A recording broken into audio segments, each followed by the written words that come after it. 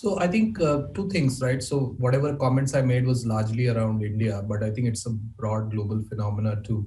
So I think if I really look at it, what digitization is enabling is innovation, I think across multiple areas. So if you look at fintech, for example, in India, I think the enabling of the UPI platform has created so many companies who are capitalizing on this, which then creates a lot of transformation spend, IT spend. So I think most businesses start innovating, responding to some of these changes.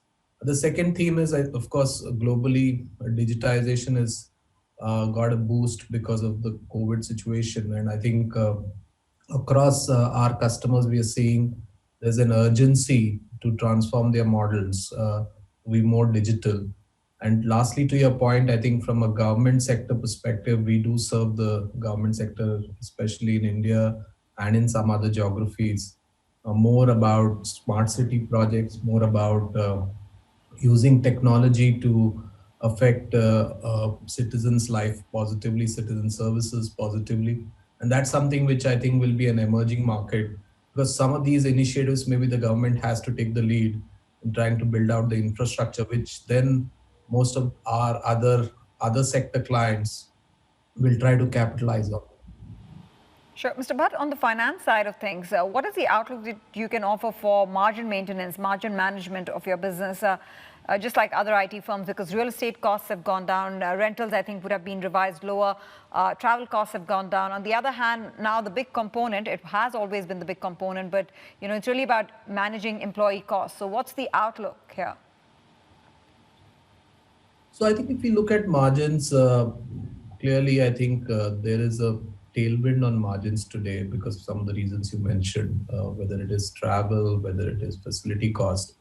But I think the way to look at the future is, I think, firstly, there's a fundamental shift here in terms of the model changing. I think even when we go back to normal times, I think work from home will be a reality. So we will be retaining some of that benefit, which will be even there going forward.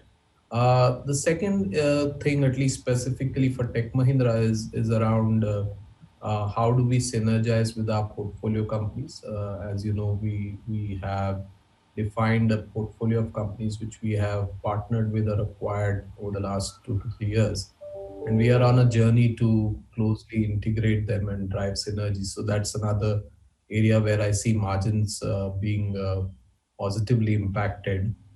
The third area is really about extreme automation. I think whether it is in our BPO or in our IT services, I think we have been able to manage revenue growth without a corresponding headcount addition. And that's something which will continue over a period of time. And specifically, when we look at work from anywhere kind of models, I think we do see that come through as a benefit. Obviously, on the other side, there are potential wage hikes coming. As we see demand resurgence coming, we should see some of that. But hopefully, I think we should be able to counter some or all of it using some of these measures going forward.